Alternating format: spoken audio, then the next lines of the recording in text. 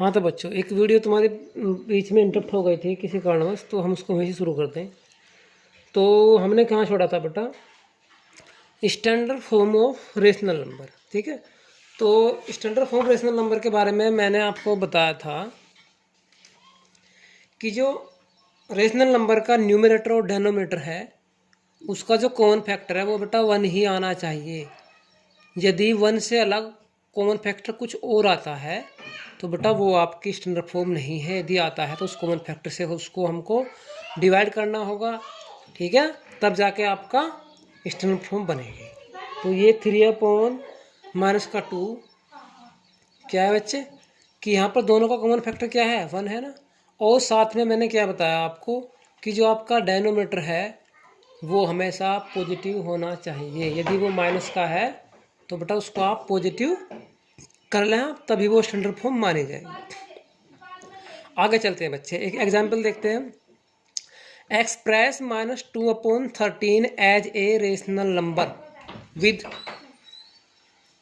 तो rational number क्या होना चाहिए? एक -2/13 एज ए रेशनल नंबर, जो आपका रेशनल नंबर है उसका न्यूमरेटर हमको 4 बनाना है। ठीक है, तो यहाँ पर न्यूमरेटर क्या है आपका? -2 है। तो क्या करना पड़ेगा आपको? इस न्यूमरेटर को यदि 4 बनाना है तो बेटा 2 से मल्टीप्लाई करनी पड़ेगी। और मल्टीप्लिकेशन का रूल क्या है कि यदि आप मल्टीप्लाई किसी रेशनल नंबर में कर रहे हैं तो वो आपको न्यूमरेटर और डेनोमिनेटर दोनों में करनी पड़ेगी। तो यहाँ पर हम मल्टीप्लाई बेटा न्यूमरेटर में भी करेंगे और डेनोमिनेटर में भी करेंगे। तो 2 की मल्टीप्लाई यहाँ पर करेंगे तो बेटा 2 2 जा 4 और माइनस चिन्ह की जब मल्टीप्लाई 2 बार होगी तो प्लस हो जाएगा। नीचे 13 2 जा 26 और यहाँ पर प्लस और माइनस की जब मल्टीप्लाई होगी तो साइन माइनस का आएगा।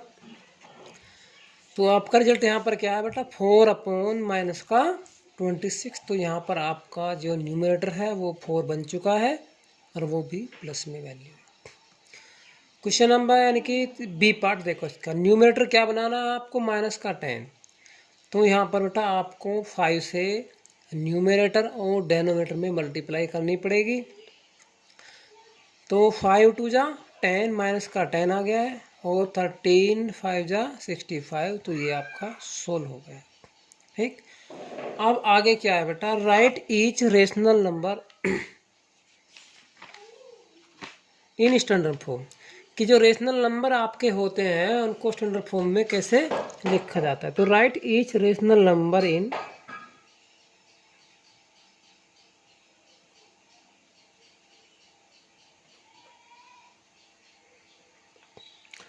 तो बेटा स्टैंडर्ड फॉर्म क्या है? स्टैंडर्ड फॉर्म के बारे में हम डिस्कस कर चुके हैं। एक एग्जांपल आपको बताए तो उसको किस तरीके से हम स्टैंडर्ड फॉर्म में बेटा ला सकते हैं। तो सबसे पहला एक क्वेश्चन मैं बता देता हूँ आपको, -33/55। ठीक है, तो बेटा अब ये यहाँ पे देखो मैंने क्या बताया, स्टैंडर्ड फॉर्म के लिए ज़रूरी क्या है कि जो आपका कॉमन फैक्टर है वो 1 के अलावा और कुछ ना आए। ठीक है ना, तो इसके लिए ज़रूरी क्या है बेटा? बाहर जाओ, जाओ बोलना नहीं है कि -33/55, तो उसको डिवाइड किया हमने 11 3 जा और 11 5 जा। ठीक है, तो बच्चे रिजल्ट आपका आया क्या? -3/5। अब प्रॉब्लम कहाँ है? ये आपका बहुत छोटा सा नंबर है जिसमें मुझे कोई प्रॉब्लम नहीं पड़ी, मैंने इसको इजीली डिवाइड कर लिया।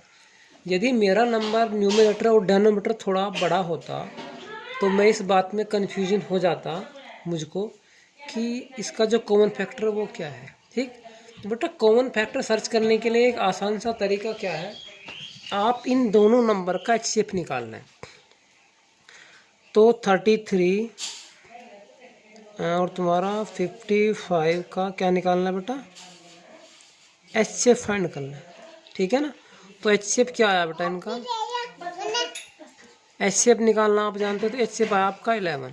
ठीक है, तो दैट मीन्स ये हुआ जो HCF है, जो HCF होता है वो बेटा किसी भी दो नंबर का एक मैक्सिमम कॉमन फैक्टर होता है, मैक्सिमम कॉमन फैक्टर, सही है ना। तो जो मैक्सिमम कॉमन फैक्टर होता है उसी से यदि हम न्यूमरेटर और डेनोमीटर को डिवाइड कर देते हैं तो बेटा आपका जो रेशनल नंबर है वो स्टैंडर्ड फॉर्म में आ जाता है, सही है बच्चे। तो यहाँ तक आपको बात समझ में आ गई होगी। अब मैं एक्सरसाइज के कुछ क्वेश्चन आपको रफली बता रहा हूँ, ठीक है, वो ध्यान से आप देखें। तो देखो बच्चों, यहाँ बेटा पीछे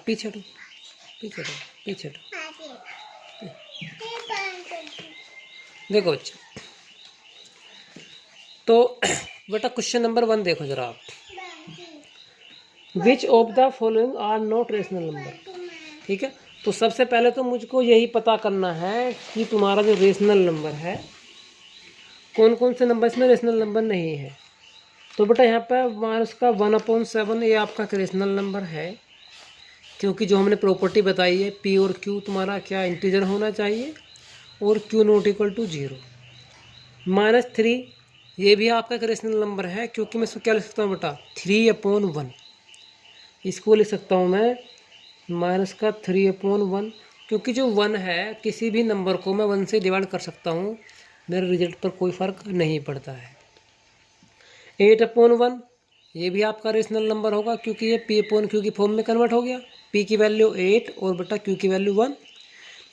5/0 ये आपका रेशनल नंबर नहीं होगा, क्योंकि मैंने मना किया है कि Q not equal to 0। Minus का 8/0 ये भी आपका रेशनल नंबर नहीं होगा, क्योंकि Q not equal to 0। Pick out the 3 rational numbers which have the same denominator, ठीक है। हमको वो रेशनल नंबर इसमें से, ठीक है ना, छांटने हैं, ठीक है ना, फाइंड करने हैं जिनका सेम डेनोमीटर हो। तो बहुत इजी है बच्चे। 11 यहाँ पर आपका बटा 11, यहाँ पर आपका 11, ठीक है। तो ये नंबर ऐसे हैं जिनका डेनोमीटर सेम है। क्वेश्चन नंबर 3 देखो आप। Classify the following as positive और नेगेटिव रेशनल नंबर, ठीक है। तो आपको बताना है कि कौन से नंबर आपके पॉजिटिव रेशनल नंबर है, कौन से नेगेटिव नंबर। तो बेटा आप बड़ी बात इस बात को बता सकते हो। यहाँ पर देखो आप 3/10 ये पॉजिटिव है, -6 ये आपका नेगेटिव है, -3/4 तो बेटा ये आपका positive integer positive rational number होगा। क्यों? क्योंकि बेटा ये जो माइनस यहाँ पर लगा हुआ, माइनस नीचे भी है, तो दोनों माइनस से तुम्हारा माइनस कट जाएगा। आप इसको इस तरीके से देखें बेटा, तो बेटा इस माइनस से ये माइनस एलिमिनेट हो जाएगा, तो क्या बचेगा आपका 3/4। तो ये जो आपका नंबर है वो बेटा पॉजिटिव रेशनल नंबर माना जाएगा, ठीक है। 12/-23 ये आपका नेगेटिव रेशनल नंबर, क्योंकि ये माइनस साइन यहाँ पर चला जाएगा, ये माइनस से माइनस एलिमिनेट हो जाएगा, ये भी आपका पॉजिटिव होगा। तो बेटा आप पता लगा सकते हैं इजीली, इसको कर लेगा। सही है बच्चे। क्वेश्चन नंबर 4, एक्सप्रेस माइनस का 5/8 as a rational number whose numerator is. बेटा ऐसा एग्जाम्पल मैंने अभी कराया था आपको। -5/8 को एक ऐसे रेशनल नंबर में कन्वर्ट करना है हमको जो न्यूमरेटर तुम्हारा क्या बन जाए, ये, ठीक। तो सबसे पहले आपको -5/8 एक रेशनल नंबर को लिखना है, उसको कन्वर्ट करना है आपको किसमें बेटा, उसका जो न्यूमरेटर है वो 10 हो जाए। तो सिंपली आप 2 से मल्टीप्लाई करोगे ना ऊपर, तो 2 5 जा 10, वो भी प्लस का 10 हो जाए। तो -2 से आप मल्टीप्लाई करोगे न्यूमरेटर में भी और डेनोमीटर में। मैंने बताया था कि जो मल्टीप्लाई है बेटा वो न्यूमरेटर और डेनोमीटर में एक साथ होगी।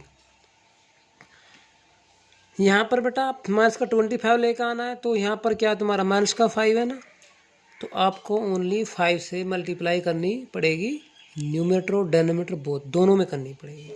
तो बेटा इस तरीके से आप निकाल सकते हैं, ठीक। Express -2/7 as a rational number whose denominator is.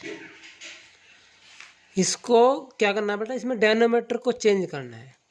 तो यहाँ पर क्या दिया हुआ है 14, तो डेनोमीटर आपको क्या लेकर आना है 14। तो यहाँ पर डेनोमीटर क्या है इस रेशनल नंबर में आपका 7 है, तो बेटा 2 से मल्टीप्लाई करनी पड़ेगी ऊपर और नीचे, यानी कि न्यूमरेटर और डेनोमीटर में, तभी आपका रिजल्ट आएगा।